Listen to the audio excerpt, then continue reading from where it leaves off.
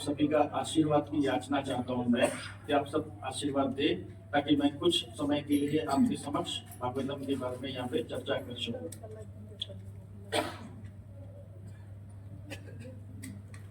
सबसे पहले हम लोग जय राधा माधव से स्टार्ट करते हैं, फिर आगे बढ़ते हैं। जय राधा माधव जय कुंज बिहारी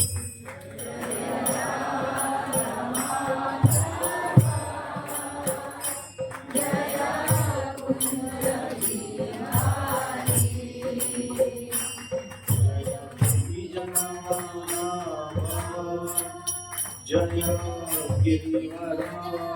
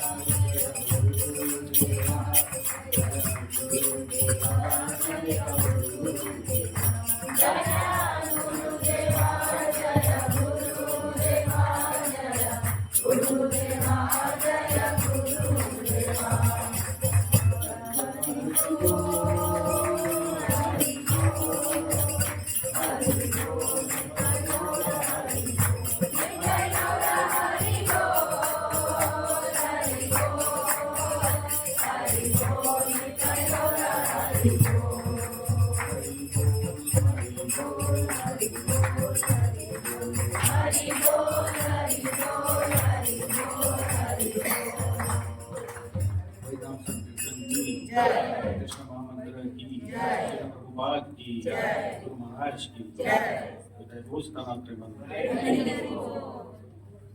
आप सबका संडे सत्संग में स्वागत है। जो कुछ कहूँगा हमारे शिक्षा गुरु रामकृष्ण प्रभु जी सच्ची माता जी उनकी शिक्षा के कारण ही बोल पाऊंगा, और कुछ गलती हो जाए तो आप प्लीज क्षमा कर देना। हम लोग चर्चा कर रहे हैं श्रीमद् भागवतम के पहले स्कंद दूसरा अध्याय और श्लोका क्रमांक नंबर 2। लेकिन गए संडे हम लोग संडे सत्संग में नहीं मिले थे। उसके पहले सत्यरूपा प्रभु जी ने क्लास लिया था, तो इस दरमियान लगभग 15 दिन का दूरी आ गया है। जस्ट कोशिश करता हूँ कि 1 मिनट में हम लोग ने क्या चर्चा किया था दूसरे अध्याय में। तो दूसरे अध्याय में जो पहले जो 4 श्लोक है वहाँ पे सुत गोस्वामी जी ने जो प्रश्न पूछे गए थे उनका क्लोरिफिकेशन किया। फिर उन्होंने ऋषि गणों का नमस्कार किया, उनके गुरु को नमस्कार किया, फिर व्यास जी को नमस्कार किया, फिर नारायण जी को जो भगवान नारायण है उनको नमस्कार किया, फिर नर नारायण को, सरस्वती देवी को और वेद व्यास जी को उन्होंने नमस्कार किया। उसके बाद जो 5वां जो चैप्टर था उन्होंने जो प्रश्न पूछे गए और प्रश्न क्यों महत्वपूर्ण थे, क्योंकि वो भगवान से कनेक्टेड से वो जो 6 के 6 प्रश्न पूछे गए थे उनके बारे में उन्होंने ग्लोरिफिकेशन किया। फिर उसके बाद 8वां 9वां और 10वें में उन्होंने हमारे जीवन का कर्तव्य क्या है और लक्ष्य क्या है उसके बारे में उन्होंने चर्चा किया था। फिर 11वें जो ब्रह्म तत्व, परमात्मा और भगवान इनके अंतर क्या है उसके बारे में उन्होंने बताया था। फिर जो सत्यरूपा प्रभु जी ने जो 12वां श्लोक लिया था उसमें भक्ति वैराग्य युक्त और ज्ञान युक्त कैसे करनी है, और दृढ़ तरह से अगर वेदा का पठन करके वो भक्ति करते हैं तो उससे हम लोग क्या लाभ मिलता है, हमें हमारे अंतर में परमात्मा का जो असल स्वरूप है उसका दर्शन हो सकता है, वो चर्चा किया था। आज आने वाले 13वां श्लोक में हम लोग वानप्रस्थ जीवन क्यों है, इसकी सृष्टि किसने की, कैसे हुई और उसमें क्या हम सभी का रोल है, तो उसके बारे में चर्चा करेंगे। उसके पहले हम लोग मंगलाचरण रिसाइट करते हैं। हम लोग सब साथ में मंगलाचरण रिसाइट करते हैं।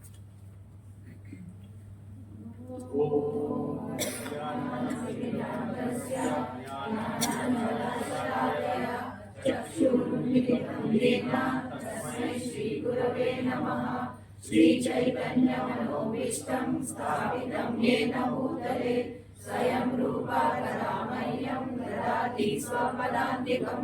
वन्देऽहं श्रीगुरो श्रीयुतापदकमलं श्रीगुरुं वैष्णवांश्च श्रीरूपं साग्रजातं सहगणा करुणातान्वितं तं सजीवं साद्वैतं सावधूतं परिजनसहितं कृष्णचैतन्यदेवं श्रीराधा कृष्णपादान् सहगणा ललिता श्रीविशाखान्वितांश्च नमो ममावतम्याय कृष्णप्रेमाप्रदायते कृष्णाय कृष्णचैतन्य नाम्ने गौरद्विषे नमः पञ्चतत्त्वात्मकं कृष्णं भक्तरूपस्वरूपकं भक्तावतारं भक्ताख्यं नमामि भक्तशक्तिकं हे कृष्ण करुणा सिन्धु दीनबन्धु जगत्पते गोपेश गोपिका कान्त राधा कान्त नमोऽस्तुते तप्तकाञ्चन गौराङ्गी राधे वृन्दावनेश्वरी वृषभानुसुते देवी प्रणमामि हरिप्रिये वाञ्छाकल्पतरुभ्यश्च कृपा सिन्धुभ्येव च पतितानां पावनेभ्यो वैष्णवेभ्यो नमो नमः नमो विष्णुपादाय कृष्णप्रेष्ठाय भूतले श्रीमते भक्तिवेदान्त स्वामिनिधि नामिने नमस्ते सरस्वती देवे गौरवाणी प्रचारिणे निर्विशेष शून्यवादी पाश्चात्य देशतारिणे जय श्री कृष्ण चैतन्य प्रभु नित्यानंद श्री अद्वैत गदाधर श्रीवासादि गौर भक्तवृंद हरे कृष्णा कृष्ण कृष्ण हरे हरे हरे राम राम राम हरे हरे ओम नमो भगवते वासुदेवाय ओम नमो भगवते वासुदेवाय ओम नमो भगवते वासुदेवाय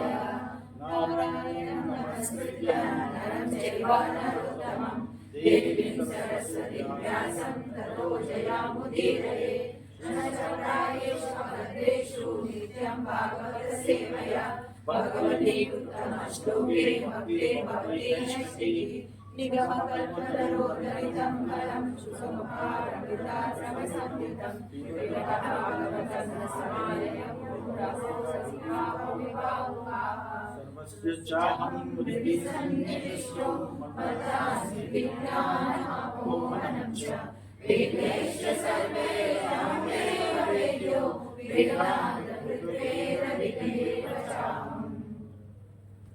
हरे कृष्णा। श्लोक शुरू करने के पहले जिसके पास मोबाइल में भागवतम नहीं है तो हम हिंदी में और इंग्लिश में लेके आए हैं, तो प्रभु जी को रिक्वेस्ट करूंगा कि आप लोगों को ये डिस्ट्रीब्यूट करते हैं, फिर हम लोग श्लोक पे चर्चा करते हैं। एक साइड पे हिंदी में है और एक साइड इंग्लिश में है।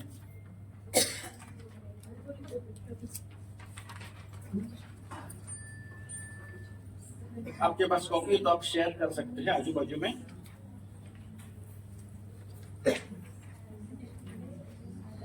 बाजू बाजू में उनको बोलिए शेयर करने।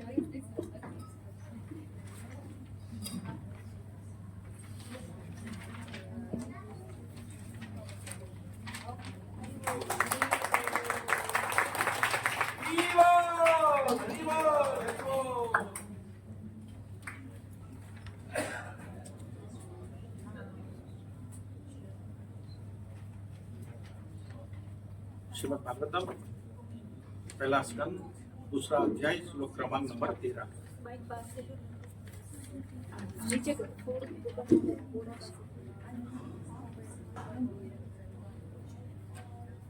अतः पुंभिर्द्विजश्रेष्ठ वर्णाश्रमा विभागशः मनुष्यस्तस्य धर्मस्य संसिद्धिर्हरितोषणम् अतः पुंभिर्द्विजश्रेष्ठ वर्णाश्रम विभागशः मनुष्यस्तस्य धर्मस्य संसिद्धिर्हरितोषणम्। दो प्रभु जी और दो माता जी को डिसाइड कर सकते हैं। वर्णाश्रमा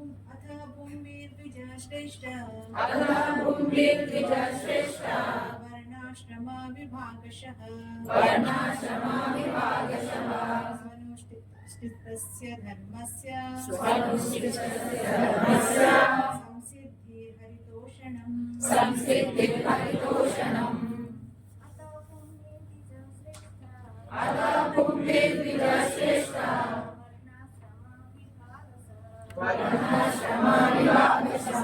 मनुष्यस्य धर्मस्य संसिद्धिर्हरितोषणम्। समुद्दिष्टस्य धर्मस्य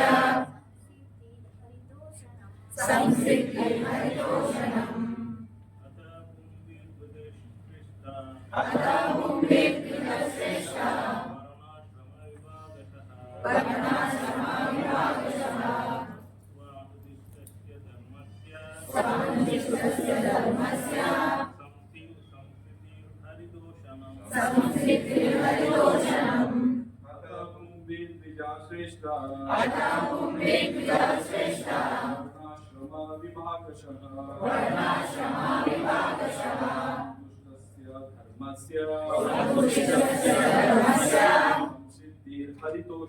संसिद्धिर्हरितोषणम् अतः पुंभिर्द्विजश्रेष्ठा वर्णाश्रमविभागशः अनुतिष्ठस्य धर्मस्य संसिद्धिर्हरितोषणम् शब्दार्थ अतः कुंभे मनुष्य द्वारा द्विज श्रेष्ठ हे द्विजों में श्रेष्ठ वर्णाश्रम 4 वर्णों तथा जीवन के 4 आश्रम होते हैं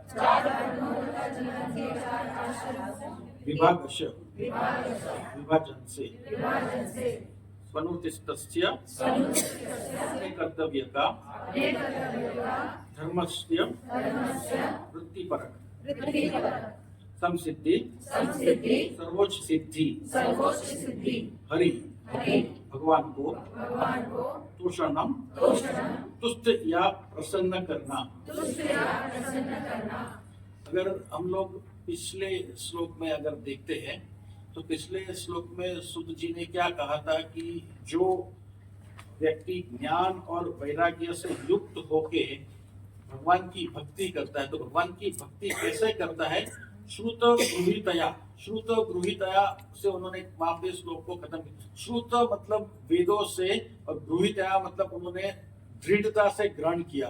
तो जो उन्होंने वेदों से ग्रहण किया है जो ज्ञान और उन्होंने जो भक्ति में अप्लाई किया है भक्ति और वैराग्य से भक्ति और वैराग्य युक्त अप्लाई किया है वो अपने अंदर परमात्मा का दर्शन जो वो चाहता है कि वास्तव में परम सत्य क्या है उसका दर्शन वो परमात्मा का वो अंदर अपने भीतर कर सकता है। फिर इसीलिए मतलब यहाँ पे अतः से यहाँ पे स्टार्ट किया है श्लोका नंबर 13 में। यहाँ पे पहला वर्ड है अतः, इसीलिए अभी वर्णाश्रम के बारे में हम लोग चर्चा करते हैं। इसका अनुवाद कैसा है हम लोग देखते हैं। अतः हे द्विज श्रेष्ठ, निष्कर्ष ये निकलता है कि वर्णाश्रम धर्म के अनुसार अपने कर्तव्यों को पूरा करने से जो परम सिद्धि प्राप्त हो सकती है वह भगवान को प्रसन्न करना है। तो यहाँ पे एकदम स्पष्टता से कहा गया है और ये लिंक भी परफेक्ट बैठ रहा है जो पिछले श्लोक में और इस श्लोक में जो वर्णाश्रम जीवन में जो है उनका निष्कर्ष ये निकाला गया है कि अपने अपने कर्तव्य आप करते रहो लेकिन आपका लक्ष्य जो है एक ही होना चाहिए कि हरितोषणम भगवान को कैसे प्रसन्न रखा जाए। फिर कुंभीम जो दूसरा शब्द है कुंभीम मतलब सभी मनुष्य के लिए क्या है आगे उन्होंने संबोधित किया है द्विज श्रेष्ठा मतलब ट्वाइस बॉर्न। श्रील प्रभुपाद जी कहते हैं ट्वाइस बॉर्न मतलब जो पहली बार हमारा जब जन्म होता है बायोलॉजिकल फादर के द्वारा जब हमारा जन्म होता है वो है पहला जन्म। और दूसरा जन्म कब होता है हमारा जब हम इनिशिएशन हम दीक्षा लेते हैं गुरु को अपनाते हैं उस समय हमारा दूसरा जन्म होता है। यहाँ पे इसलिए द्विज श्रेष्ठ कहा गया है। तो सूत गोस्वामी जी यहाँ पे शौनक ऋषि उन सबको द्विज श्रेष्ठ से संबोधित करते हैं। फिर आगे क्या है वर्ण आश्रम विभागश। अभी मेरे को यहाँ बताने की जरूरत नहीं है आप लोगों को कि 4 वर्ण और आश्रम क्या है। फिर भी मैं चाहूंगा कि आज का जो पूरा 1 घंटा सवा घंटा हमें रघुनंदन प्रभु ने अलोकेट किया है उसके बारे में ये वन वे कम्युनिकेशन न रह के आप भी थोड़ा चर्चा कीजिए हम भी चर्चा करेंगे यहाँ से। तो क्लास थोड़ा इंटरएक्टिव रहेगा फटाक से मैं जानता हूं आप लोग सब जानते हैं, फिर भी जो एकदम नए हैं उनके लिए आप 4 वर्ण बोलिए और एक जन 4 आश्रम बोल देते। ब्राह्मण, क्षत्रिय, वैश्य, शूद्र। हरि हरि बोल। ब्राह्मण, वैश्य और शूद्र। 4 आश्रम के लिए बोलिए आप। ब्रह्मचारी, गृहस्थ, वानप्रस्थ, सन्यासी। हरि हरि। लेकिन आजकल ऐसा हो गया है कि हम लोग जो बैचलर्स को देखते हैं उसको हम लोग समझ लेते हैं, घर में जो बैचलर्स हम लोग समझ लेते हैं कि ये ब्रह्मचारी का जीवन पालन कर रहा है तो ये ब्रह्मचारी कैटेगरी में आ गया है। वैसा क्या वो जो बैचलर है जिसको आप ब्रह्मचारी के संबोधित करते हैं उसमें वैसे गुण है कि वो ब्रह्मचारी कहलाने के लायक है? क्या वो रेगुलेटिव प्रिंसिपल्स पालता है? न करने जैसे कोई काम करता है? अगर वो नहीं करता है तो आप उसे ब्रह्मचारी संबोधित नहीं कर सकते। You can not call him ब्रह्मचारी, लेकिन हम लोग उसको ब्रह्मचारी के हिसाब से बुला लेते हैं। एक्चुअली नारद जी ने बहुत अच्छा एक भागवतम में श्लोक कहा है कि एग्जैक्ट डेफिनेशन क्या है ब्रह्मचारी का। मैं जस्ट 1-2 लाइन उसका पढ़ के बताता हूँ आपको। ब्रह्मचारी गुरुकुले वसदन्तो गृहोत्थितम्। तो ब्रह्मचारी का कर्तव्य सबसे पहला ये होता है कि वो गुरुकुल में रहे। दूसरा, अपने इंद्रियों को कंट्रोल में करके, इंद्रिय तृप्ति को कंट्रोल में करके अपने गुरु की तृप्ति के लिए, गुरु की प्रसन्नता के लिए वो कार्य करे। वो है वास्तव में ब्रह्मचारी। अच्छा, एक बात बताइए, हम लोग इस्कॉन ज्वाइन करने के पहले क्या हम लोग ये शब्दों को जानते थे? ब्रह्मचारी क्या है? क्या किसी ब्रह्मचारी को हमने देखा था? क्या गृहस्थ को किसी को देखा था? गृहस्थ को हमने देखा था, लेकिन वो गृहस्थ जीवन नहीं जी रहा था, वो जी रहा था ग्रह मेदी वाला जीवन। वास्तव में इस्कॉन ज्वाइन करने के बाद हमें समझ में आया कि गृहस्थ जीवन कौन जी रहा है और ग्रह मेदी जीवन कौन जी रहा है। अभी आप लोग पता है दोनों में फर्क क्या है? ग्रह मेदी जीवन और गृहस्थ जीवन में फर्क क्या है? गृहमेदी सेंसस को एंजॉय करता है। वेरी वेरी नाइस माता जी। जो ग्रह मेदी जीवन जीते हैं उनका एक ही लक्ष्य है, मैं, मेरा पति, मेरा पत्नी, मेरे बच्चे, मेरे माता पिता, इंद्रिय तृप्ति और कुछ भी नहीं। तो इस्कॉन में आने के पहले हम लोग इस तरह के लोगों को देख रहे थे जो हम लोग समझ बैठते थे कि ये ग्रस्त जीवन जी रहे हैं। तो वास्तव में वो सब ग्रह मेदी थे। और इस्कॉन में आने के बाद जब हमने देखा कि हमारे वैष्णव गण जो अपने आप को चेंज कर रहे हैं, वो उन्होंने वास्तव में गृहस्थ जीवन शुरू कर दिया। तो ये फर्क है, ये बेनिफिट है हमारा इस्कॉन ज्वाइन करने का, एसोसिएशन का, भक्तों के संग रहने का। वानप्रस्थ के बारे में भी हमने नहीं सुना था कि वानप्रस्थ जीवन क्या होता है। ये सब हमने कहाँ सीखा? पिछला प्रभुपाद जी के छत्री के अंदर, उनके आश्रम, उनके छत्र छाया में आने के बाद हमें वानप्रस्थ के बारे में भी पता। तब तक हम लोग वानप्रस्थ के बारे में भी हम लोग, आप समझ लो कि कितने अज्ञानी थे, ये सब चीजों से हम दूर थे। लेकिन ये प्रभुपाद जी की कृपा है कि उनकी जो संस्था में जुड़ने के बाद हमें ये सब ज्ञान प्राप्त हो रहा है और फर्क मालूम पड़ रहा है कि ग्रह मेदी क्या है और ग्रस्त जीवन क्या है।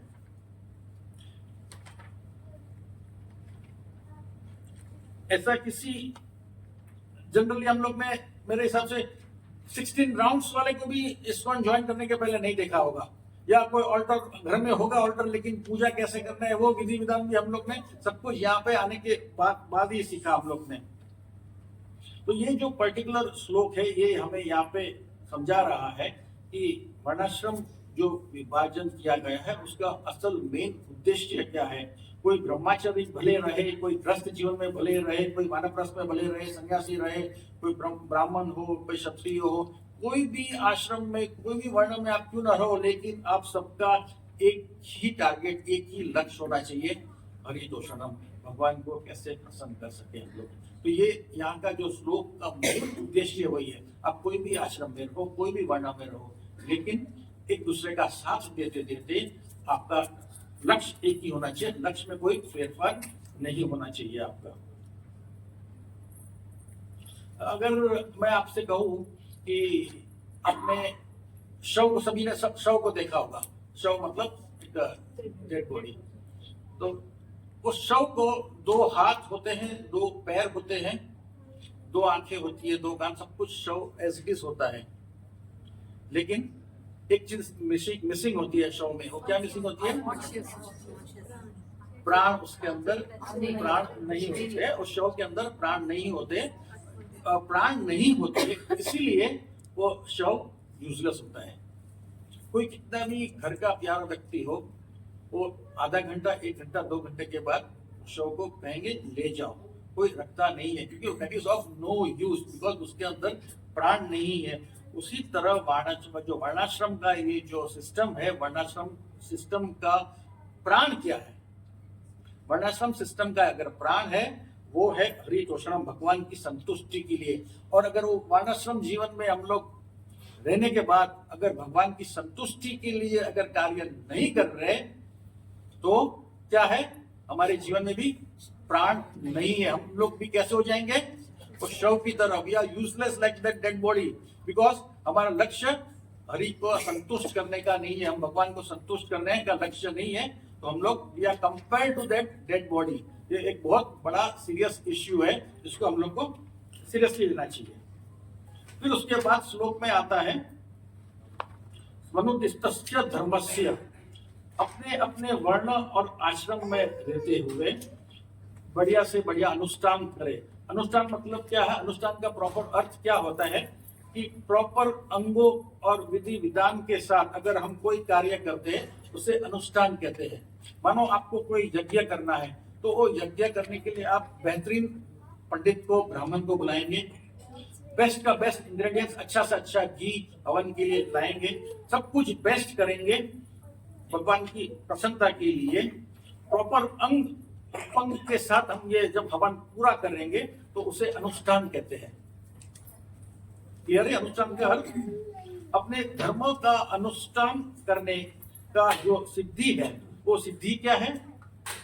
हम धर्म क्या करते हैं? हम काम पे जाते हैं, बिजनेस करते हैं, जो भी कार्य हम करते हैं उसे हमारा धर्म। हम फैमिली को पालने के लिए हम जो भी कार्य करते हैं वो हमारा धर्म है। पति पत्नी बच्चों का जो हम ध्यान रखने के लिए करते हैं वो हमारा धर्म है। और वो धर्म के लिए हम जो कार्य करते हैं उसकी परफेक्ट सिद्धि क्या है? उसका परफेक्शन का सिद्धि क्या है?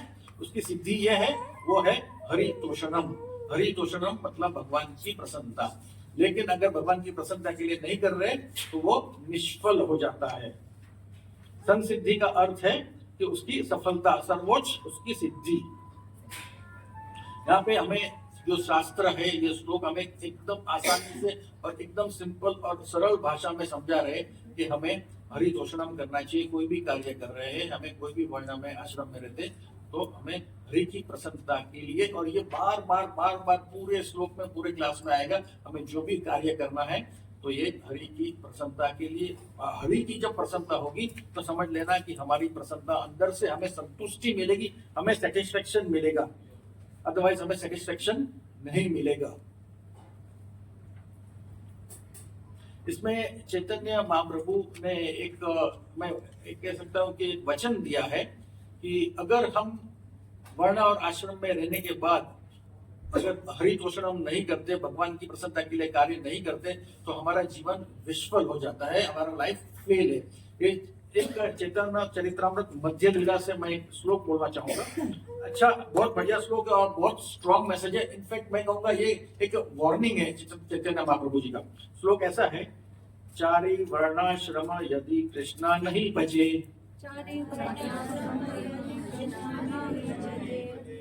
स्वकर्मा करीते से रावरे पड़ी माजे, रावरे पाड़ी माजे। ये बंगाली में है, बहुत इतना आसान बंगाली आज तक नहीं लग रहा था। चारि वर्णाश्रमी, चारि वर्णाश्रमी मतलब चार, देखो आप लोग को बंगाली आता है।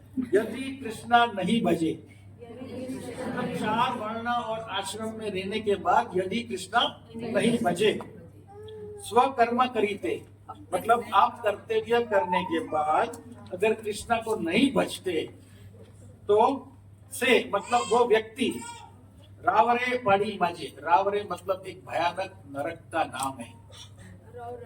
रौरवे, तो रौरवे ये एक भयानक नरक का नाम है। अगर आप वर्ण और आश्रम में रहने के बाद, चैतन्य महाप्रभु के वर्ड से कि आप वर्ण और आश्रम में रहने के बाद आपके कर्तव्य करते करते आप हरि को प्रसन्न नहीं करते तो आप रोरवे नामक ये आप नरक में अवश्य जाएंगे। ये उनकी गारंटी है और चैतन्य महाप्रभु को कोई चैलेंज आप नहीं कर सकते, ना मैं कर सकता हूं ना आप कर सकते, ये गलत है। तो बहुत अच्छा मैसेज है, सुंदर वचन है महाप्रभु जी का। उसके अलावा एक और प्रहलाद महाराज के वचन भी बहुत अच्छे हैं, 7वें स्कंद से मैंने लिए हैं। मैं कोशिश करता हूँ श्लोक बोलने का, आप लोग भी अगर रिपीट कर सकते हैं अगर चाहे तो। 7, 9, 10 विप्राद द्विषड गुणयुतात्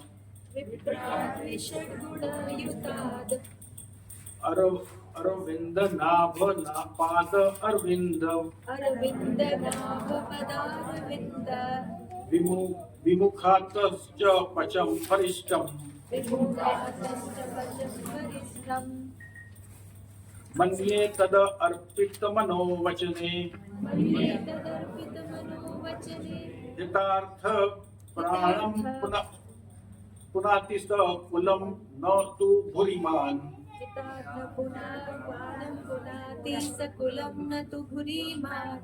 विप्रात मतलब ब्राह्मण और द्वि मतलब 2 और षड मतलब 6, तो 6 मल्टीप्लाई बाई 2 कितना हो गया 12। तो ब्राह्मणों के कितने गुण होते हैं 12 गुण होते हैं। तो जो ब्राह्मण जिसके 12 गुण है उन्होंने विष्णु के चरण का, यहाँ पे वर्ड लिखा है अरविंद नाभ। अरविंद नाभ मतलब जो विष्णु जिसके नाभि से ब्रह्मा जी प्रकट हुए, उस विष्णु के चरण का आपने अगर शरण नहीं लिया तो पचम मतलब चंडाल, जो वो चंडाल बेहतर है जिसने चंडाल घर में जन्म लिया और वो विष्णु की शरण ले रहा है। समझ गए? जो चंडाल विष्णु की शरण ले रहा है, जिस चंडाल मतलब जो फैमिली में इवन कुत्तों को खाया जाता है, तो वो चंडाल भले वो अभी नहीं खा रहा है लेकिन उस कुल में उसने जन्म लिया है, जो कुल में ये होता था। लेकिन उसने अगर विष्णु की शरण ली है तो he is much much far better than that ब्राह्मण। भले उसके पास 12 गुण है लेकिन उसने 12 गुण होने के बावजूद भी उसके पास ज्ञान भी है, लेकिन उसने विष्णु की चरणों का सहारा न लिया हो। यहाँ पे प्रभुपाद जी अनुवाद में ये कहते हैं, यदि किसी ब्राह्मण में 12 योग्यता है लेकिन किंतु यदि वह भक्त नहीं है और भगवान के चरण कमलों से विमुख है तो वह उस चंडाल भक्त से भी ज्यादा अधम होता है। यहाँ पे बढ़ जाए अधम होता है, जिसने अपना सर्वस्व मन वचन कर्म संपत्ति तथा जीवन भगवान को अर्पित किया है। ऐसा भक्त उस ब्राह्मण से श्रेष्ठ है, क्योंकि भक्त अपने सारे परिवार को पवित्र कर सकता है, जबकि झूठी प्रतिष्ठा वाला तथाकथित ब्राह्मण अपने आप को शुद्ध नहीं कर पाता। तो ये प्रहलाद महाराज के वचन है। अब मेरे को एक चीज आप लोग से सुनना चाहूंगा, हम लोग धर्म क्यों करते हैं? धर्म मतलब हम हमारी ऑक्यूपेशनल ड्यूटीज क्यों करते हैं? धन इकट्ठा करने के लिए, अंतःकरण शुद्धि करने के लिए। इसका मतलब हम लोग जॉब पे जा रहे हैं, कोई बिजनेस पे जा रहा है तो अंतःकरण शुद्धि करने के लिए जा रहा है। आप राइट है माता जी, बट फिलहाल क्या स्थिति चल रही है? हम लोग धर्म किसके लिए करते हैं? सुखी जीवन के लिए, हमारे परिवार का पोषण करने के लिए हम धर्म करते हैं। लेकिन धर्म करने पे हमें क्या आता है? अर्थ आता है। वेरी नाइस, बहुत बढ़िया माता जी, हरि बोल। तो अर्थ आता है, जब अर्थ का सही इस्तेमाल अगर हम नहीं करते, अर्थ मतलब धन, जो अर्थ आता है और उसका सही यूज हम लोग नहीं करते तो उस अर्थ से हम लोग इंद्रिय तृप्ति में लग जाते हैं। हमें भूख की इच्छा होती है, हमारी डिमांड्स में डिजायर्स आ जाती है, काम की वासना उत्पन्न हो जाती है।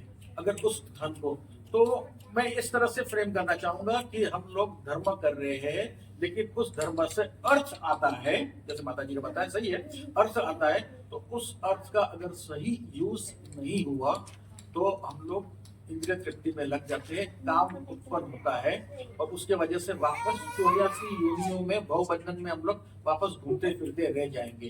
तो उसका राइट सॉल्यूशन क्या है? इन कंटेंट विद दिस श्लोका, अगर धर्म करने से, आपने बोला सही माता जी, हमें इनर प्योरिफिकेशन करना है, उसके लिए हमें करना है भक्ति, और भक्ति करने के लिए वापस अर्थ की जरूरत है।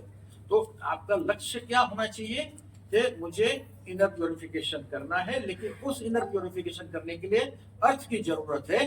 तो हम भक्ति ऐसे करें, उस भक्ति के अंदर हमने जो धर्म करने से अर्थ कमाया है वो उसके अंदर हम लोग यूज करें, तो हमारा वास्तव में धर्म परफेक्ट हो जाएगा और हम हरितोषणम के लिए हम काम कर रहे हैं। ये कोई भी वर्ण में, कोई भी आश्रम में रहे तो ये कर सकते हैं। Does it make sense? Clear हो रहा है आपको?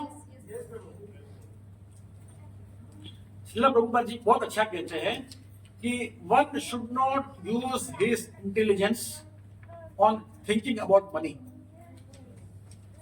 हमें हमारी इंटेलिजेंस, पैसा किस तरह कमाना है, उसमें इंटेलिजेंस को यूज नहीं करना चाहिए। बहुत से लोग सोचते होंगे उम्र होने पे, मैं मेरे घर का एग्जांपल देता हूँ, मेरे आज फादर 83 के एज में है, धन अच्छा कमाया हुआ है, लेकिन आज ये सोचते हैं, एकदम बीमारी हालत में है, आज सोचते हैं कि मैंने धन तो कमाया है, लेकिन उस धन को मैंने धर्म के काम में, उस समय जब मेरा शरीर अच्छा साथ दे रहा था, मैंने उस धन को धर्म के काम में नहीं लगाया। आज वो धन मेरे किस काम का?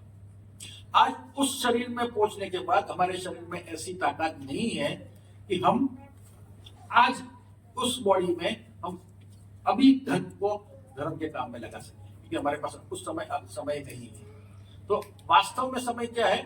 हम लोग रेगुलर रूटीन में जब धर्म कर रहे हैं, अर्थ को कमा रहे हैं, तो उसको उसी समय घर का, बच्चों का ध्यान रखने के बाद जो अर्थ बचता है उसे धर्म के काम में लगा देना चाहिए। हमें वेट नहीं करना चाहिए, हमारी मति यूज कर देनी चाहिए कि उस समय हमारा शरीर साथ नहीं देगा तो हम उस पैसे को, उस धन को हम धर्म के काम में नहीं लगा पाएंगे। तो बेटर है आज कमा रहे हैं तो आज हम धर्म के काम में उस अर्थ को लगा दें, अदरवाइज बहुत पछतावा विषय हो जाता है। और हम लोग इनके तृप्ति भी करते हैं। उदाहरण के तौर पे हम लोग को प्रसाद पसंद है, स्वाद कौन देता है? हमारी जीभ। लेकिन कभी आपने देखा है कि जीभ, मेरे साथ तो हुआ है, आप लोगों के साथ भी शायद किसी के साथ भी हो सकता है हुआ, दो दांतों के बीच में आपकी जीभ आ गई है, ऐसा किसी के साथ हुआ है तो खाली हाथ पर ऊपर कर देना। 8-10 जन है जिनके साथ ये अनुभव हुआ है कि दो दांतों के बीच में आपकी जीभ आ गई है। वो जीभ की वजह से कितना दर्द हुआ है आपको, बहुत। और वो प्रसाद लेने से जो आनंद कितना समय का मिलता है आपको? 10 मिनट, 15 मिनट। वो आनंद कौन दे रहा है? आपकी जीभ आनंद दे रही है 10 मिनट 15 मिनट का। लेकिन दो दांतों के बीच में अगर वो जीभ आ जाती है तो वो आपको कष्ट कितना देती है? 2-4 घंटे तक, क्योंकि दर्द लंबा होता है। प्रसाद माप में अगर हम लोग ग्रहण कर रहे हैं प्रोग्राम के बाद, वहां तक ठीक है, हमें जीभ आनंद देगी। लेकिन अगर प्रसाद भी अति आउट ऑफ लिमिट भी हम लोग ग्रहण कर लेते हैं तो हमारा पेट साथ नहीं देता है और रात भर हमें कष्ट दे सकता है। ये इंद्रियों को, सेंसेस को कंट्रोल करना, अगर हमें हरितोषणम करना है तो ये बहुत बहुत जरूरी है।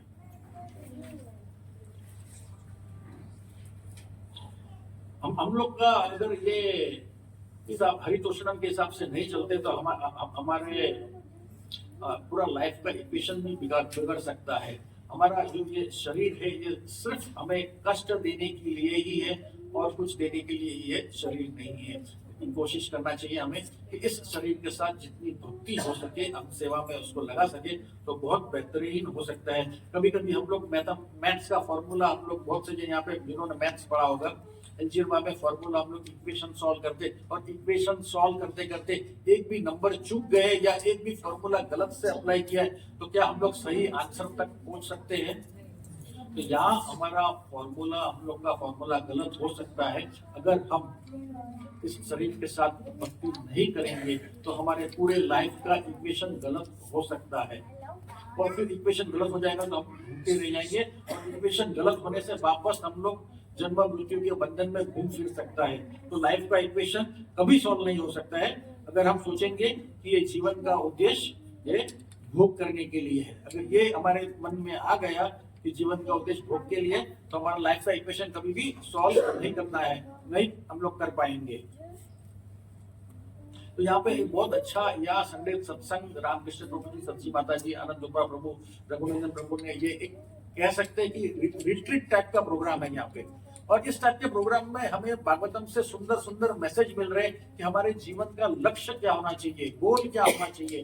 तो ये सब चीज को हमें ऑन अ सीरियस नोट अपनाना चाहिए, जो सुनते हैं उसे हमारे जीवन में डे टू डे लाइफ में हमें अमल भी करना चाहिए कि हमारे जीवन का लक्ष्य क्या है। यहाँ तक का आप लोग को ये श्लोक समझ में आया, तो हम लोग आगे बढ़ते हैं। मैं जानता हूँ रघुनंदन प्रभु ने सिर्फ मेरे को 1 घंटा दिया है, लेकिन 10 मिनट ऊपर चले जाए प्रभु जी तो क्षमा कर देना। अब आप लोगों के हाथ में तात्पर्य है, तो आज एक नई कोशिश करते हैं विद परमिशन फ्रॉम रघुनंदन प्रभु। आप लोग के हाथ में हिंदी में तात्पर्य है, क्योंकि क्लास हिंदी में चल रहा है, तो मैं चाहूंगा एक एक लाइन आप बारी बारी से माइक एक लाइन आप खाली पढ़िए, उसके बारे में हम लोग चर्चा करेंगे, फिर we go to next line. कुल मिला के सिर्फ 9 या 10 लाइन्स है, लंबा तात्पर्य नहीं है, and then we will wind up the class. अगर माइक है तो ठीक है, अदरवाइज इसको पढ़ना है। प्लीज बच्चों की तरह हाथ ऊपर कीजिए, सिर्फ फर्स्ट लाइन पढ़ना है आपको। अच्छा एक काम करिए प्रभु जी, वहां से स्टार्ट कीजिए, धीरे धीरे यहाँ आने दीजिए, तो भी चलेगा। अतः हे त्रिश्रेष्ठ, निष्कर्ष यह निकलता है कि वर्णाश्रम धर्म के प्रभु जी अनुसार सिर्फ तात्पर्य का खाली पहला लेंगे। तात्पर्य सारे विश्व भर में मानव समाज 4 वर्णों तथा 4 आश्रमों में विभक्त है। बस बस बस उतना ही। अभी प्रभुपाद जी ने यहाँ पे लिखा है विश्व भर में मानव समाज 4 वर्णों में विभाजित है। क्या आप लोग श्रीला प्रभुपाद जी की इस लाइन से आप कंफर्टेबल हो? Do you agree with this line of Shrila Prabhupada? Yes या नो? अगर जिसने यस बोला है तो आप इसका मतलब भी समझाएंगे कि प्रभुपाद जी ने ऐसा क्यों लिखा है। मैंने पहले ही कहा था ये वन वे क्लास नहीं होगा, ये 2 वे इंटरेक्शन होगा। तो जिसने जिसने यस कहा है तो आप लोग समझाएंगे कि प्रभुपाद जी ने ऐसा क्यों कहा है। बोलिए माता जी। हरी हरी बोलिए।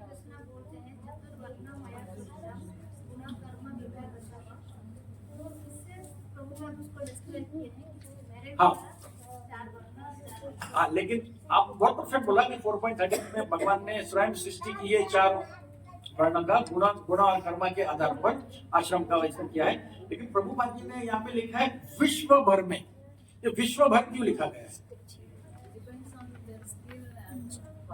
Exactly depend on skill, but why विश्व भर क्यों कहा? क्यों सिर्फ इंडिया में? ये ब्राह्मण क्षत्रिय शूद्र वैश्य ये कहाँ पे हम लोग देखते हैं? सिर्फ भारत में? अभी मैं पूछता हूँ अमेरिका में है ये सिस्टम? प्रभुपाद जी ने क्यों लिखा है विश्व भर? मेरा प्रश्न है ये, जिसने यस कहा है उन लोग को आंसर दे रहे हैं। धर्म सनातन एक ही था, लेकिन प्रभुपाद जी ने ये अनुवाद अभी इसका प्रपक्ष अभी लिखे हैं, कलयुग में लिखे हैं।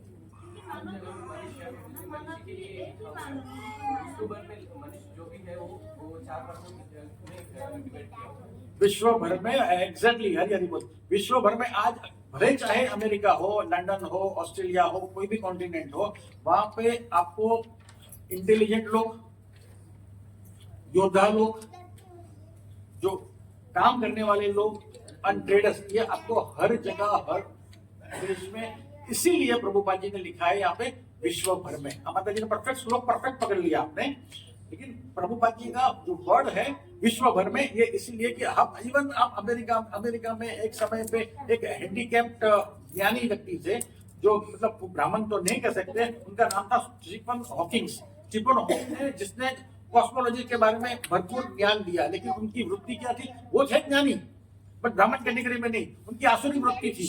वो हैंडीकैप थे, उनका शरीर नहीं चल रहा था, लेकिन वो बिग बैंग थ्योरी और वो कहां से सृष्टि का क्रिएशन कंप्लीटली मिसगाइड करते थे। तो वहां पे लोग है इस तरह के ज्ञानी, लेकिन ब्राह्मण नहीं है। और उसके अलावा वहां पे योद्धा लोग भी है, योद्धा हर कंट्री में है, और हर कंट्री में ट्रेडर्स भी है जो वैश्य कैटेगरी में आते हैं, और शूद्र भी हर कंट्री में। इसलिए प्रभुपाद जी ने यहाँ पे लिखा हुआ है कि सारे विश्व भर में मानव समाज ये है। आगे बढ़िए, नेक्स्ट माइक किसी को आगे पास कीजिए, सेकंड लाइन पढ़िए।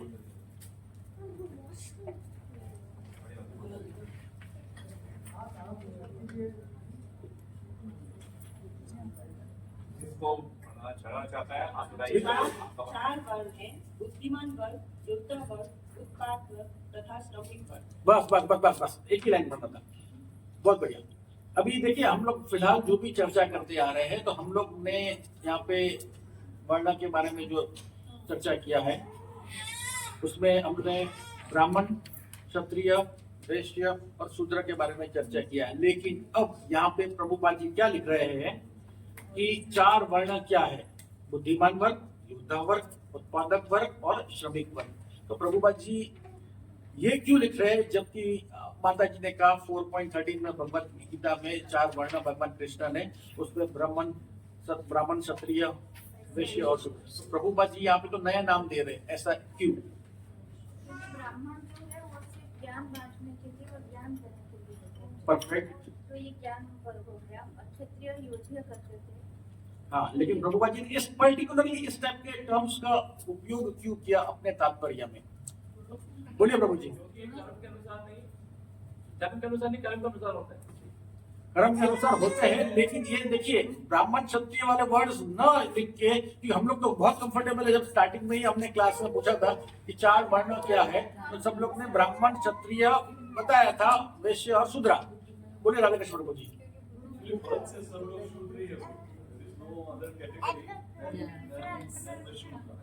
By quality, we should acquire other position. Agreed. So this is what Prabhupada said. He saw that there are intelligent people, but they are on the wrong direction. So this is how he used intelligent people, and then there are traders whose intention is only to earn money. So he said he's like the people who are earning the money. And then people are fighting not for dharma. They wanted to acquire the land. So this is how there was a class of Kshatriya. And then Shudra is always Shudra only. Perfect है प्रभु जी, आप very close. लेकिन particularly Prabhupada ji ने एक last सुन लेते हैं, फिर otherwise आगे जी विश्व भर के लिए एग्जैक्टली माता जी आप एकदम पास में आ गए। प्रभुपाद जी ने उस समय अंग्रेजों को जब तात्पर्य लिखा, ही केप्ट इन माइंड कि अगर ये बुक्स मेरे गोरे लोग, यूएस वाले या अदर कंट्रीज वाले पढ़ेंगे तो उनको ब्राह्मण, क्षत्रिय, वैश्य, शूद्र समझ में नहीं आएगा। इसलिए प्रभुपाद जी ने यहाँ पे ये शब्द लिखे हैं: बुद्धिमान वर्ग, योद्धा वर्ग, उत्पादक वर्ग और श्रमिक वर्ग। अब सभी लोगों ने आंसर बहुत परफेक्ट दिया, लेकिन आप एंड में परफेक्ट पकड़ लिया माता जी। हरी हरी बोल।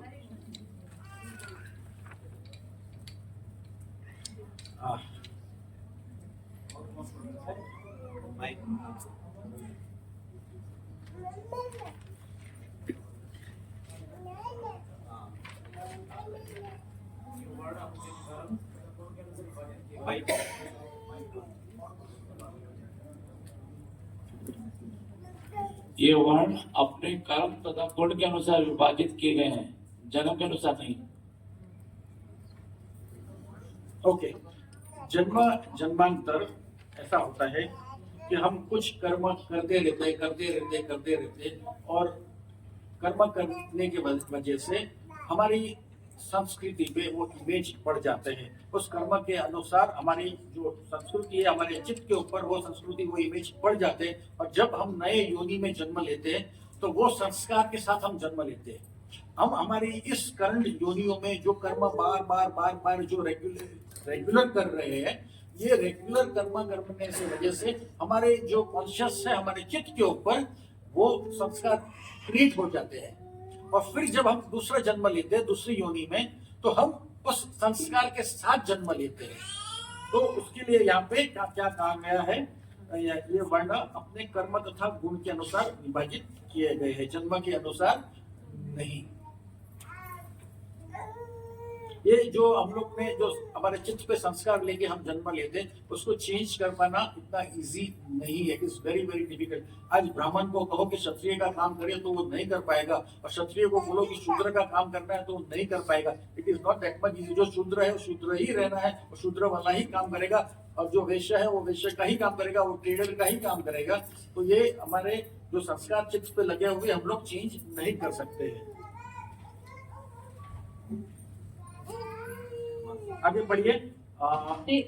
फिर जीवन के 4 आश्रम भी हैं। इनके नाम है विद्यार्थी जीवन, गृहस्थ जीवन, वानप्रस्थ तथा भक्त जीवन। देखिए यहाँ पे भी प्रभुपाद जी ने जो ब्रह्मचर्य जीवन, संन्यास जीवन, वानप्रस्थ जीवन, गृहस्थ जीवन के नाम चेंज कर दिए। विद्यार्थी जीवन, गृहस्थ जीवन का नाम, और वानप्रस्थ और भक्त जीवन, सन्यासी के ऊपर भक्त जीवन कर दिए।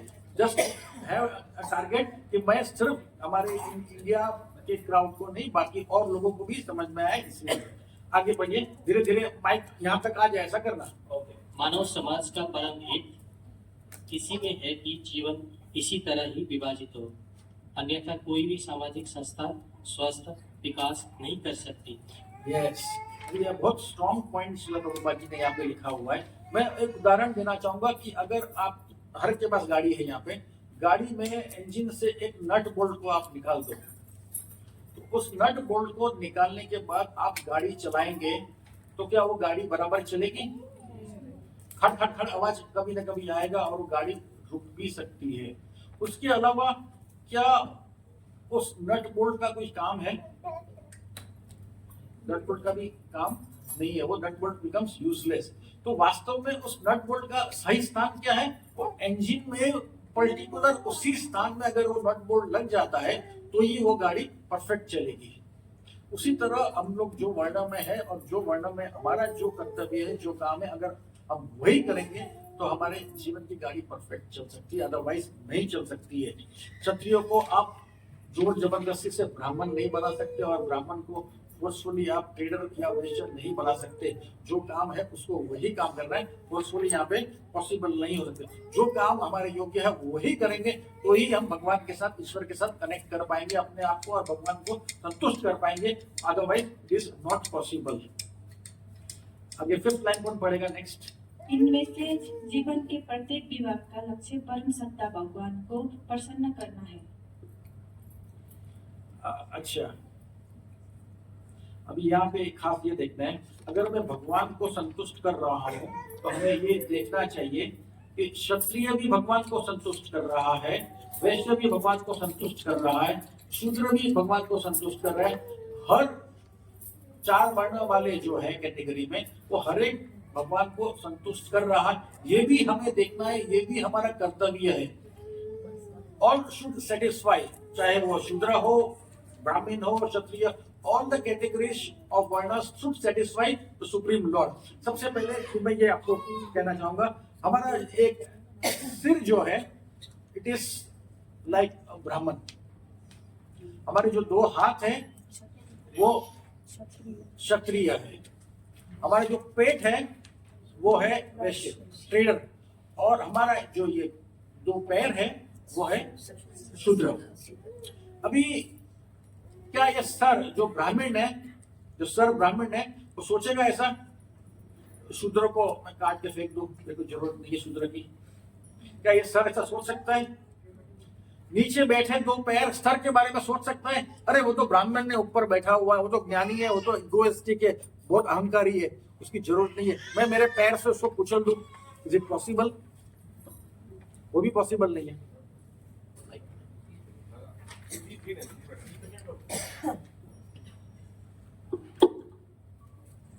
यहाँ पे प्रभुपाद जी ये कह रहे हैं कि 4 वर्णों को एक दूसरे की सहायता के साथ ये देखना चाहिए कि हर एक वर्ण के लोग भगवान की प्रसन्नता में लगे हुए हैं। और सबसे यहाँ पे बेस्ट काम हम लोग यहाँ देख रहे हैं, हम लोग जो यहाँ असेंबल्ड है इस देश रामकृष्ण प्रभु जी, सच्ची माता जी की कृपा से, कि हम लोग कोई भी वर्ण के लोग हैं, हम लोग सब साथ मिल के एक दूसरे को हरि नाम का यहाँ पे जो चर्चा करवाते हैं, और सब एक साथ हरितोषणम का कार्य कर रहा है। सबसे बड़ा उदाहरण यहाँ पे है। तो यही प्रभुपाद जी कहना कर रहे हैं, और प्रभुपाद जी के कहने पर ही हम लोग ने गुरु महाराज और गुरु महाराज के थकी हम लोग ये कार्य कर रहे हैं। प्रभुपाद जी का अब कहना है, क्षत्रिय है यहाँ पे, शूद्र भी भरपूर है, वैश्य भी है, लेकिन कमी है तो सिर्फ अच्छे शुद्ध और प्योर ब्राह्मणों की। ब्राह्मणी सोसाइटी में नहीं है, लेकिन ये इस्कॉन एक ऐसा जगह है जहाँ पे हमें और ब्राह्मण क्रिएट करना है। और ब्राह्मणों का डेफिनेशन प्रभुपाद जी क्या देते हैं, आप 16 राउंड्स चैंटिंग कीजिए, 4 नियमों का पालन कीजिए, आप प्रभुपाद जी की बुक्स पढ़िए, प्रचार कीजिए, आपसे बढ़िया ब्राह्मण और कोई नहीं हो सकता है। दिस इज द बेस्ट ब्राह्मण। और प्रभुपाद जी की यही इच्छा है कि सब कुछ आपको समाज में देखने मिलेगा, वैश्य मिलेगा, क्षत्रिय मिलेगा, शूद्र मिलेगा, लेकिन ब्राह्मण दिखने नहीं मिलेगा। और प्रभुपाद जी को इस्कॉन में मैक्सिमम ब्राह्मण चाहिए। तो हमें ये कोशिश करनी चाहिए कि हम किस तरह ब्राह्मण बन सके और प्रभुपाद जी की मिशन को और यहाँ पे बढ़ावा दे सके। 6 लैंग्वेज पड़ेगा धीरे धीरे। माइक यहाँ तक माता जी की इच्छा है पढ़ना, इसलिए धीरे धीरे यहाँ तक। हाँ, मानव समाज के इस संस्थागत कार्य को वर्णाश्रम धर्म के रूप में जाना जाता है, जो सुसंस्कृत जीवन के लिए अत्यंत स्वाभाविक है। अच्छा, अब यहाँ पे प्रभुपाद जी ने वर्ड लिखा है सुसंस्कृतिक जीवन। सुसंस्कृतिक, उसको आप तोड़ के वर्ड को समझने का कोशिश कीजिए। What is the meaning of सुसंस्कृतिक जीवन? सुसंस्कृतिक जीवन का मतलब है रिफाइंड लाइफ, रिफाइंड जीवन। अच्छा, रिफाइंड लाइफ को ऑपोजिट करके देखते हैं। अगर रिफाइंड लाइफ आपको समझ में नहीं आ रहा है तो नहीं समझ में आ रहा ना। रिफाइंड लाइफ का उल्टा क्या होता है? अनरिफाइंड लाइफ या अनरिफाइंड जीवन। आहार निद्रा भय मैथुनमश्च, वो श्लोक को अगर आप याद करेंगे तो वो जो लाइफ है उसको कहेंगे अनरिफाइंड जीवन। और यहाँ पे प्रभुपाद जी क्या लिख रहे हैं? सुसंस्कृतिक जीवन। तो वो है अनरिफाइंड जीवन, उसका एग्जैक्टली ऑपोजिट क्या होता है? रिफाइंड जीवन। तो रिफाइंड जीवन को कहते हैं सुसंस्कृतिक जीवन, सिविलाइज्ड सोसाइटी। ठीक है, प्रभुपाद जी सुसंस्कृतिक जीवन लिख रहे हैं, उसको कहते हैं सिविलाइज्ड सोसाइटी या सिविलाइज्ड लाइफ। दूसरा है अनरिफाइंड जीवन। अनरिफाइंड जीवन कौन जीते हैं? आहार निद्रा भय मैथुनमश्च समन्वय एतत् पशु धीरधरम। तो ये जो पशु वाला कैटेगरी है वो अनरिफाइंड जीवन जीते हैं। हम लोग सब कुछ करते हैं, आहार निद्रा भय मैथुन सब कुछ करते हैं, लेकिन हमारे साथ क्या है? एक्स्ट्रा भक्ति है। पशु में वो सब, पशु पक्षियों में वो सब नहीं है।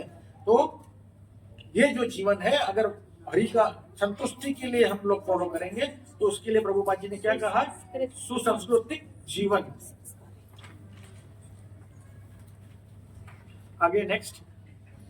वर्णाश्रम धर्म का निर्माण इसलिए किया गया है कि परम सत्य की अनुभूति हो सके। यस, अब देखिए इसकी स्थापना भगवान स्वयं ने की है।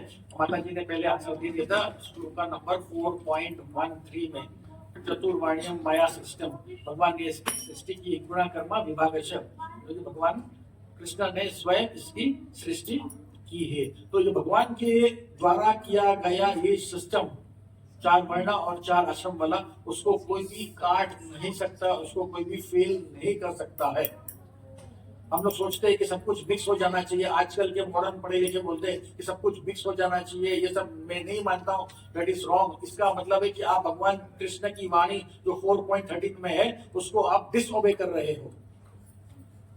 ठीक है, ये एक्चुअली भगवान ने इस तरह की, ये भगवान बहुत कृपालु है, दयालु है। ये भगवान ने 4 वर्ण और आश्रम की ये स्थापना क्यों की? स्थापना इसीलिए की कि ताकि हम ये 4 वर्ण और आश्रम में रहते भगवान की संतुष्टि के लिए, उनकी आराधना के लिए हम कर सके, ताकि we can go back to God. भगवान कृपालु है, वो हमें वापस बुलाना चाहते हैं, इसलिए ये सब किया है उन्होंने। और ये मैसेज यहाँ पे श्लोक में कि हम जो भी कार्य रहे, कोई भी वर्ण में रहे, हमको हरितोषणम करना बहुत जरूरी है। हम जो भी कार्य करते हैं हमें सोचना चाहिए क्या हमने ये पिछले 24 घंटे में, हम लोग ने 16 राउंड करने के लिए 1.5 से 2 घंटे हम लोग लगाते, तो 2 घंटा हमने हरितोषणम के लिए लगाए। लेकिन क्या 22 घंटा, आज क्लास पूरा होने के बाद, प्रसादम लेने के बाद जब हम घर जाएंगे तो हमको मेजर करना है, हर एक को मेजर करना है कि पिछले 24 घंटों में से हमने हरितोषणम के लिए कितने घंटे व्यतीत किए? 8 घंटे, 7 घंटे, दिन की निकाल दो, 16 घंटे में से हरितोषणम के लिए एक मेजरमेंट, ये मापदंड करना बहुत जरूरी है अगर हमें भक्ति में आगे बढ़ना है। हमने हमारे 16 घंटा जो बचे हैं उसमें हरि के लिए हमने कितने घंटे, वास्तविक में आप सोचना, मन में नक्की करना, अगर मैंने 2 घंटा चैंटिंग किया है उसके बाद कुछ भी नहीं किया है तो ये सोचना 2 घंटे से मैं 2.5 घंटा, 3 घंटा, 4 घंटा तक हरितोषणम, हरि की प्रसन्नता के लिए और क्या करूं जिसकी वजह से मैं ये मेरा जो मीटर है आपका 2 घंटे से मैं 3 घंटा, 4 घंटा से लेके धीरे धीरे मैं 16 घंटे तक कैसे पहुंचू। ठीक है, नेक्स्ट। हरे कृष्णा। इसका निर्माण एक विभाग का दूसरे पर कृत्रिम अधिपत्य के लिए नहीं किया गया है। यस, देखिए बहुत बढ़िया लाइन है। इसका निर्माण एक दूसरे का कृत्रिम अधिपत्य के लिए नहीं किया गया है। अभी मान लो आपके ऊपर, आपके सिर के ऊपर कोई तलवार लेके आपको मारने आ रहा है, आपके सिर को कौन बचाएगा? हाथ बचाएगा।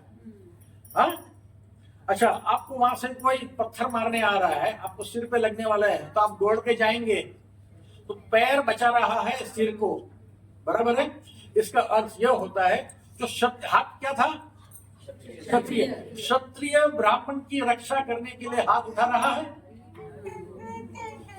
पैर मतलब शूद्र भाग के जाके ब्राह्मण की रक्षा कर रहा है, बचाने जा रहा है। क्यों कर रहा है?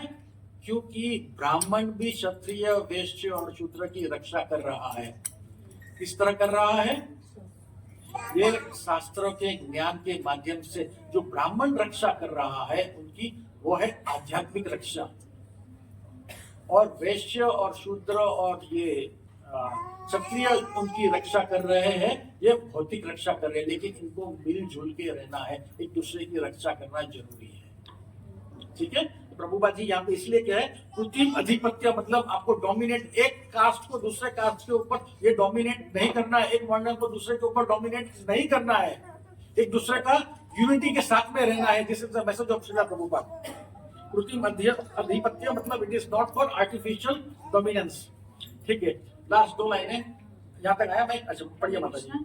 जब इंद्रिय तृप्ति की अत्यधिक आसक्ति के कारण जीवन का लक्ष्य अर्थात परम सत्य का साक्षात्कार चूक जाता है, तब जैसा कि पहले कहा जा चुका है, भारतीय लोगों द्वारा वर्ण आश्रम धर्म का उपयोग कमजोर वर्ग पर कृत्रिम आधिपत्य दिखाने के लिए किया जाता है। देखिए यहाँ पे एग्जैक्टली प्रीवियस लाइन का प्रभुपाद जी ने यहाँ पे ऑपोजिट यहाँ पे फ्रेम पेश किया है कि ये अगर होता है, देखिए ब्राह्मण का कर्तव्य क्या है, उनको ज्ञान बांटना है और बाकी तीनों वर्णों को उनको अपलिफ्ट करना है, उनको ऊपर उठाना है। लेकिन आज कलयुग में वास्तव में क्या हो गया है, ये लिंक कैसे टूटती है मैं समझाने की कोशिश कर रहा हूं। ब्राह्मण ने अपना ज्ञान बांटना बंद कर दिया। ब्राह्मण ने ज्ञान बांटना बंद कर दिया तो होता है क्या है, क्षत्रिय ने, वैश्य ने और शूद्र ने अपना धर्म जो स्थापित करना है भगवान की प्रसन्नता के लिए, वो बंद हो गया। वो बंद हो गया तो क्या हुआ, आज स्लॉटर हाउस धीरे धीरे धीरे धीरे बढ़ना शुरू हो गए। और उसके अलावा ब्राह्मण की लिंक टूट गई, ब्राह्मण का ज्ञान लुप्त होते जा रहा है धीरे धीरे धीरे। और आज ब्राह्मण के घर में क्या रेगुलेटिव प्रिंसिपल फॉलो नहीं हो रहे, जो न करने जैसे काम शुरू हो गए ब्राह्मण के घर में ही। सिर्फ एक ये इक्वेशन पूरा रॉन्ग होते जा रहा है। क्यों? सिर्फ एक यहाँ पे ब्राह्मण की लिंक टूटने की वजह से उन्होंने ज्ञान बांटना बंद कर दिया और धीरे धीरे उनका फिर पतन होना शुरू हो गया। तो लिंक टूटना नहीं चाहिए, ये प्रोसेस जो है कंटिन्यू ही चालू रहना चाहिए। इसलिए तो श्रीला प्रभुपाद जी ने ये संस्था बनाई, इस संस्था में आप लोग जुड़ो ताकि ये रेगुलेटिव प्रिंसिपल भी फॉलो होए और हम कोई भी वर्णा में हो ताकि हम इस साथ में आगे जा सके। यहाँ पे एक्चुअली प्रचार करना बहुत इजी है, लेकिन ट्रेनिंग देना बहुत मुश्किल है। तो प्रीच समबडी अबाउट हरे कृष्ण तो कोई भी हरे कृष्ण महामंत्र बोलना सीख जाएगा, लेकिन जो ट्रेन करना है वो बहुत मुश्किल है। और वो ट्रेनिंग जो यहाँ पे संडे सत्संग प्रोग्राम में अलग अलग अपने रघुनंदन प्रभु, अनंत कुमार प्रभु, इन लोग जो मेहनत करके अलग अलग भक्ति वृक्षा हेड्स को बोलते कि आपके क्लास में से किसी को भी नियुक्त कीजिए, कोई आरती करेगा, कोई अपना कीर्तन करेगा। तो ये कॉम्बिनेशन है, ये हर एक को चांस मिल रहा है, अवसर मिल रहा है how to connect towards the Lord. इसलिए मैं आप सभी से प्रार्थना करूंगा कि संडे सत्संग का प्रोग्राम आप मिस मत कीजिए। और दूसरी और एक विनंती है, do not wait till the aarti starts, come before just 2 minutes before 9 o'clock। Lord should not be waiting for you, in fact you should wait for the Lord कि ऑल्टर खुले और मैं भगवान का दर्शन करूं। 9:15 बजे, 9:30 बजे, 9:45 बजे, 10 बजे हम आते तो भगवान का मंगला आरती तो पूरा हो गया। हम लोग नरसिम्हा आरती पे आते हैं या गुरु महाराज की आरती पे आ रहे हैं, प्रभुपाद जी की आरती पे आ रहे हैं। तो ये एक और रिक्वेस्ट है सभी से कि अगर आप 9 बजे एग्जैक्ट 1 मिनट पहले आ जाते हैं, प्लान योर ट्रेवल। हम लोग पहले मंगला आरती तो मंदिरों में जाते हैं, अभी हम लोग मायापुर से मंदिर में देखे वहां पर 4:30 बजे की आरती में हम लोग पहुंच जाते थे, और 4:30 की मंगला आरती मंदिर में जाने के लिए वहां पे लोग लाइन में खड़े हैं 4 बजे से। तो यहाँ पे भी आप फॉर्चुनेट है कि इन्होंने रघुनंदन प्रभु ने, आनंद प्रभु ने यहाँ का टाइमिंग रखा है 9 to 11 या 9 to 12। तो अगर वहां मायापुर में लोग 4 बजे तक पहुंच जाते हैं मंगला आरती के लिए, तो यहाँ पे 9 में 5 को क्यों नहीं हम लोग पहुंच सकते। क्षमा चाहूंगा कुछ ज्यादा बोल दिया तो मैं। एक्चुअली विश्ला प्रभुपाद जी कहते हैं हमें भक्ति इस तरह करनी चाहिए, भक्ति हमें ऐसे करनी चाहिए, दृढ़ विश्वास के साथ भक्ति करनी चाहिए कि हमें भगवत धाम वापस जाना ही है। ये प्रभुपाद जी के वर्ड से भक्ति ऐसे करो और आप ऐसे स्टार्ट कराओ तो सिर्फ स्टैंडिंग करने से भक्ति नहीं शुरू हो जाती है। आपके अंदर दृढ़ विश्वास भी होना चाहिए कि मैं भक्ति कर रहा हूं तो मुझे वापस जाना है। सिर्फ नाम के लिए नहीं, मुझे 16 राउंड किया, माला रख दिया, मैं खत्म, आज फ्री हो गया, नहीं, मेरी वो भक्ति नहीं है। मैंने अच्छा भक्ति के अलावा मैंने डेटी वर्शिप भी कर दिया, मैंने प्रसादम भी लिया, फिर भी अल्टीमेट कंक्लूजन जो होना चाहिए, मेरी भक्ति मुझे वापस भगवत धाम, गोलोक धाम ले जाना चाहिए, चाहिए, चाहिए। वही दृढ़ निष्ठा के साथ आप भक्ति करेंगे तो आप सुखी हो सकते हैं।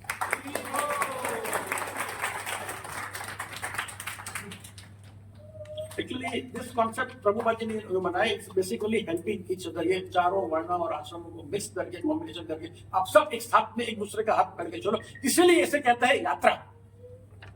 यात्रा में जाते तो एक दूसरे का हाथ करके चलते हैं, इसलिए इसको कहते हैं यात्रा। आई थिंक अभी 1 या 2 लाइन ही बैलेंस है। विजय भाई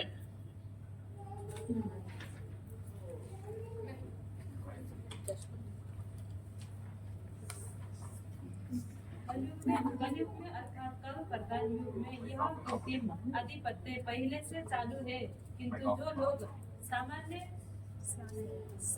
सयाने हैं ये जानते हैं कि बड़ा तथा आश्रम विभाग सहज सामाजिक व्यवहार तथा उच्च विचार युक्त आत्म साक्षात्कार के लिए है, अन्य किसी प्रयोजन के लिए नहीं। देखिए ये लंबा पैराग्राफ था, इसके अंदर हम लोग 3 चीज को देखेंगे कि यहाँ पे सबसे पहले अधिपत्य पहले से चालू है, ये एक पार्ट है। दूसरा पार्ट था इसके अंदर सहज सामाजिक व्यवहार, और तीसरा था यहाँ पे उच्च विचार युक्त आत्म साक्षात्कार। सबसे पहले अधिपत्य पहले से चालू है, इसका अर्थ मैं आपको बताना चाहूंगा। अधिपत्य पहले से चालू है, इसका अर्थ यह है कि प्रभुपाद जी ऐसा क्यों लिख रहे हैं, पहले से चालू है। जब आप लोग ने, मेरे हिसाब से सभी लोगों ने फर्स्ट कैंटो पढ़ लिया, फिर भी जिसने नहीं पढ़ा है आपको ध्यान में होगा उस प्रसंग जब परीक्षित महाराज शिकार के लिए निकले थे और भूखे प्यासे थे, तब शमीक ऋषि की कुटीर में जाते हैं और उनसे वो अत्यंत प्यास लगने से वो पानी मांगते हैं। और जब वो शमीक ऋषि ध्यान में थे, उनका ध्यान नहीं गया और उस समय परीक्षित महाराज को क्रोध आता है और वहां पे एक मरा हुआ अफसर सांप को उठा के उनके गले में डाल देते हैं और वो बाहर निकलते हैं। उस समय परीक्षित महाराज को थोड़ा पछतावा भी हुआ कि मैंने क्या कर दिया, मुझे प्यास में इतनी कंट्रोल नहीं कर पाया। और उस समय शमीक ऋषि के जो पुत्र थे उनको क्रोध आता है कि ये क्षत्रिय मेरे पिता जो ब्राह्मण है, ये मन उनके मन में उस समय आ गया कि मैं ब्राह्मण कुल का हूं और वो है क्षत्रिय। उनकी हिम्मत कैसे हुई कि मेरे पिता के सिर में मरा हुआ सांप डालने की, और उन्होंने श्राप दे दिया। जब शमीक ऋषि जब नॉर्मल ध्यान से मेडिटेशन से वापस आए तो उन्होंने कहा कि हे पुत्र, तुमने ये क्या कर दिया, तुमने श्राप दे दिया। उस समय से ब्राह्मण कुल का पतन होना शुरू हो गया है। इसीलिए यहाँ पे प्रभुपाद जी लिखते हैं अधिपत्य पहले से चालू है। कभी भी अहंकार नहीं करना चाहिए कि मैं क्षत्रिय हूं या मैं ब्राह्मण हूं या मैं वैश्य हूं। कोई भी वर्ण के ऊपर अहंकार नहीं करना चाहिए। अगर उस ब्राह्मण कुल का उस समय से पतन हो रहा है तो आप समझिए इस कलयुग में हमारा पतन इस टाइप का अहंकार करने से कितना फास्ट हो सकता है। ठीक है। दूसरा यहाँ पे लाइन इसी पैराग्राफ में लिखा गया था, सहज सामाजिक व्यवहार। अभी ये सहज सामाजिक व्यवहार का अर्थ है ब्राह्मण की जो प्रवृत्ति है वो ब्राह्मण की तरह हो, वो ब्राह्मण करे, और जो ब्रह्मचारी है वो ब्रह्मचारी की तरह काम करे, जो ग्रस्त जीवन में जो है वो ग्रस्त जीवन की तरह ही काम करे और इधर उधर का काम करने की उनको जरूरत नहीं है। फिर उसी पैराग्राफ में यहाँ पे प्रभुपाद जी लिखते हैं उच्च विचार युक्त आत्म साक्षात्कार। इसका यहाँ पे ये अर्थ होता है हर वर्ण हर आश्रम के जो लोग हैं उन सभी का उद्देश्य क्लियर होना चाहिए कि उन्हें कृष्ण की सेवा करनी चाहिए। उसमें 3 मुख्य मेन पार्ट है। हमें सबसे पहले कोई भी वर्ण आश्रम में रहे हमें सबसे पहले ये ज्ञात कर देना चाहिए, हमेशा स्मरण होना चाहिए। पहला पार्ट यह है कि हम ये शरीर नहीं है, हम आत्मा है और ये शरीर भोग के लिए नहीं है। दूसरा, हमें हमेशा ज्ञान होना चाहिए, हमेशा स्मरण रहना चाहिए कि हम भगवान श्री कृष्ण के अंश है, हम उनके दास है। और तीसरा, भगवान श्री कृष्ण के द्वारा स्थापित किया गया ये वर्ण और आश्रम, हम कोई भी वर्ण में हो और कोई भी आश्रम में हो, हम हमारा कर्तव्य भगवान की प्रसन्नता के लिए करें, निष्ठा के साथ करें, उसमें कोई फेरफार नहीं, कोई कंप्लेंट के साथ ना करें। ये ऐसा होना चाहिए हमारे मन में। ये 3 मुख्य बात है। 3 मुख्य बात आप बोल सकते हो फटाफट से, ताकि हम लोग लास्ट लाइन पे चले जाए।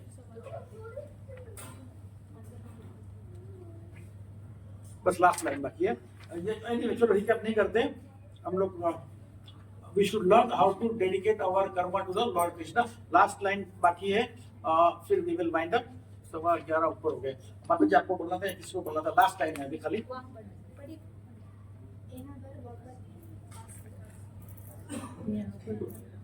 यहाँ पर भागवत का कथन है कि जीवन का सर्वोच्च लक्ष्य या वर्णाश्रम धर्म की चरम स्थिति यही है कि हम सब मिलकर परमेश्वर को प्रसन्न रखें। इसकी पुष्टि भगवत गीता 4.13 में भी हुई है। इसकी पुष्टि भगवत गीता 4.13 में माता जी ने पुष्टि बहुत पहले ही कर दी। हरि हरि बोल। यहाँ पे प्रभुपाद जी कंक्लूजन दे रहे हैं कि क्या कंक्लूजन दे रहे हैं हमें? भगवत का कथन है कि जीवन का सर्वोच्च लक्ष्य या वर्णाश्रम धर्म की चरम सिद्धि यही है कि हम सब मिलकर परमेश्वर को प्रसन्न करें। तो ये इनका यहाँ पे कंक्लूजन है। और 4.13 माता जी ने कह दिया था। जस्ट खाली एक और चीज पूछना चाहूंगा, भगवान आपको कोई ऐसा भगवान के अवतारों के बारे में आप लोग सब जानते हैं? ब्राह्मण कुल में भगवान ने कौन से अवतार लिए? परशुराम ने एक नाइस परफेक्ट है कि ब्राह्मण कुल में जन्म लिया, फिर बाद में उन्होंने क्षत्रिय वाला रोल भी निभाया है। एक जन्म ब्राह्मण कुल में भगवान ने और किया है जो आप लोग ने मिस किया भी। हरि हरि बोल। गौरंग महाप्रभु ने भी ब्राह्मण कुल में भगवान ने प्रकट हुए थे। अब क्षत्रिय में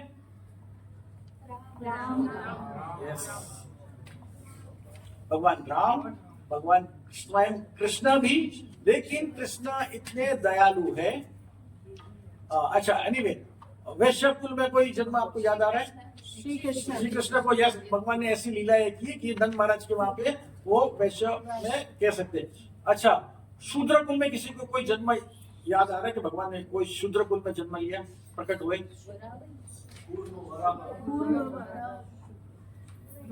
भगवान ने लीला जो की है वो लीला में शूद्र वाला वर्णन हम लोग कह सकते हैं।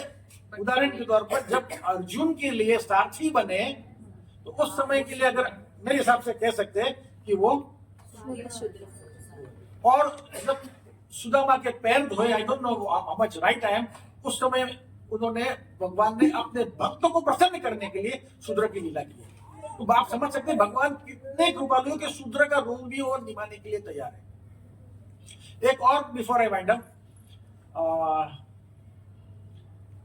4 युग है,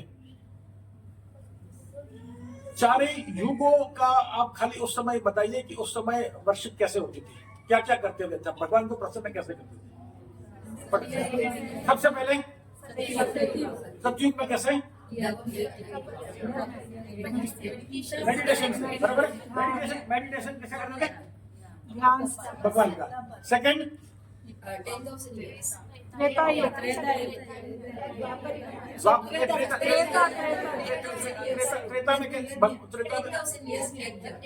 करते थे, बराबर, त्रेता में यज्ञ करते थे।